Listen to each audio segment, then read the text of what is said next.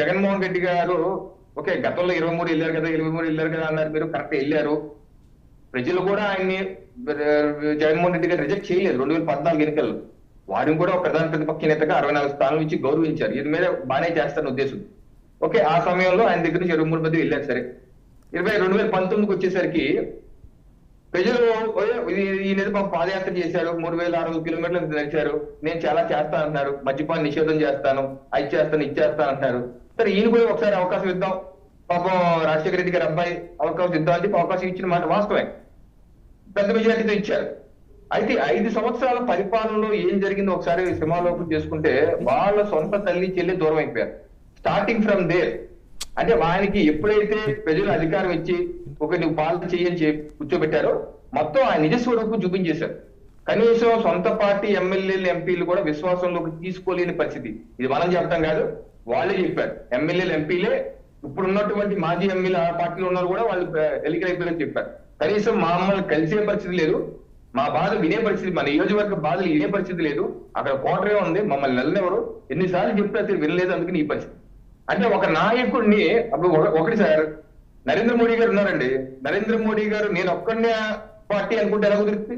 ఇప్పుడు ఈ రోజు పెద్ద రవికిరణ్ కూడా కాకినాడలో ఎంతో కొంత ఉడతా పత్రిక నా కాంట్రిబ్యూషన్ కూడా ఉంది. నా కాంట్రిబ్యూషన్ గురించి ఏమాత్రం పని తీసుకున్నాక వీడు వేస్ట్, వీడు పనికిరాడు, ఇది అవసరం లేదు అని ఎప్పుడైతే ఒక నాయకుడు అనుకుంటాడో, అంటే నాకు కార్యకర్తతో పని లేదని నాయకుడు అనుకుంటాడు, ఆ పార్టీ ఏ రకంగా మరుగుడు సాగించి చెప్పండి. వాళ్ళ సొంత ఎమ్మెల్యేలు ఎంపీలకి ఏమాత్రం గౌరవం ఇవ్వకుండా, గౌరవం ఇవ్వలేందుకు సాక్ష్యం 100 మందిని మార్చారు ఆయన.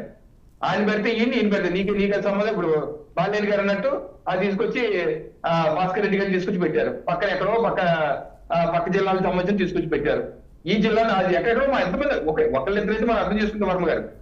అన్ని జిల్లాలు ఈ రకంగా మార్చేసి నా ఫోటో ఉంటే చాలు అంటే నాయకుడికి ప్రజాక్షేత్రంలో ఆ స్థానికంగా ప్రజలతో కనెక్షన్స్ ఉండాలక్కర్లేదా? ఆ కనెక్షన్స్ ఉన్న నాయకుడిని నువ్వు విశ్వాసం తీసుకోవాలక్కర్లేదా? ఏమి లేకుండా కనీసం గౌరవం కూడా ఇవ్వకపోతే ఏమైంది? తల్లి చెల్లి వెళ్ళిపోయారు, బంధువులు దగ్గర బంధువులు ఆయనతో పాటు ఉన్నటువంటి బంధువులు వెళ్ళిపోతున్నారు, ఆయనతో పాటు బంధువులు కావినాటి మోపిదేవి వెంకటరమణ లాంటి వాళ్ళు ఆయనతో పాటు నడిచిన వాళ్ళు, ఆయనతో పాటు జైలుకి వెళ్ళిన వాళ్ళు వెళ్ళిపోతున్నారు, ఎమ్మెల్సీలు వెళ్ళిపోతారు. సరే ఎమ్మెల్సీ అంటే ఆయన కొత్తగా వచ్చారు వెళ్ళిపోయి మనం అనుకో, కానీ ఆయన్నే నమ్ముకొని ఆయన నాయకత్వాన్ని నమ్ముకొని తండ్రి చనిపోయిన తర్వాత అవాలో బాగానే చేస్తారు తండ్రి తల్లి అనుకున్న వ్యక్తులు కూడా, ఆయనతో పాటు అడుగులు వేసే వ్యక్తులు కూడా, ఆయనతో పాటు జర్నీ చేసి విశ్వాసం ఉన్న వ్యక్తులు కూడా వెళ్ళిపోతున్నారంటే ఏంటి? బయట వెళ్ళిపోతే ఆలోచించచ్చు. వెళ్ళిపోతున్నారంటే ఆయన యొక్క వర్కింగ్ స్టైల్ గాని, విధానం గాని, ఆలోచన విధానం గాని, ప్రవర్తన గాని నచ్చక వాళ్ళకి నోటీస్ పాయింట్, వాళ్ళకి అధికారం కొత్త కాదు, అధికారం ముఖ్యం కాదు. మోపిదేవి వెంకటరమణ గాని బాలినేని గాని వాళ్ళు ఓడిపోయినా గెలిచినా ఆయనతోనే ఉన్నారు.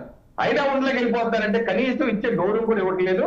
ఒక ముఖ్యమంత్రి అయ్యాక ఆయన టూ కలర్స్ చూశారు, రెడ్ కార్పెట్ మీద వెళ్తాం, పరదాల చోట వెళ్తాం, మొక్కలు నరికేయటం, స్కూల్ అంటే ఒక డిక్టేటర్షిప్ మెంటాలిటీ.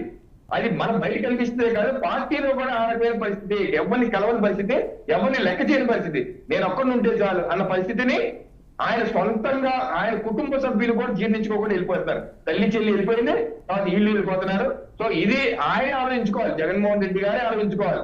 నా యొక్క ప్రవర్తన శైలిని మార్చుకోవాలా వద్దా? మార్చుకోకపోతే ఇంకా ఆ పార్టీకి మనుగడ కష్టం. మార్చుకుంటానని నేనైతే అనుకోవట్లేదు. ఆయన ఒక ఫ్రేమ్వర్క్, ఎందుకంటే ఈరోజు ప్రతిపక్ష హోదా లేకపోయినా వైసీపీ పార్టీ అధినేతగా కూడా మనం 3 నెలలుగా చూస్తున్నాం. ఆయన మాట తీరు ఎక్కడా కన్స్ట్రక్ట్ గా లేదు, హింసలు ప్రోత్సహిస్తున్నారు. తెలుగుదేశం పార్టీ కార్యాలయం మీద దాడిని ఇంకా సమర్థించుకున్నారు. ఏమాత్రం మారలేదు, ఏమాత్రం ఆయనకు ఆలోచన విధానం హింసని ప్రోత్సహిస్తున్నారు. లేనిపోని అసత్యాలు అబద్ధాలు, పొద్దున్న లేస్తే చాలు అబద్ధాలు అసత్యాలు చేస్తారు. సో ఆయన మారడు కాబట్టి ఆ పార్టీలో మనుగడ లేదు కాబట్టి తామైన ఉదయ బాణులు లాంటి తీవ్ర పొలిటీషియన్ కూడా వెళ్ళిపోతుందని నేను చెప్పదలుచుకున్నాను.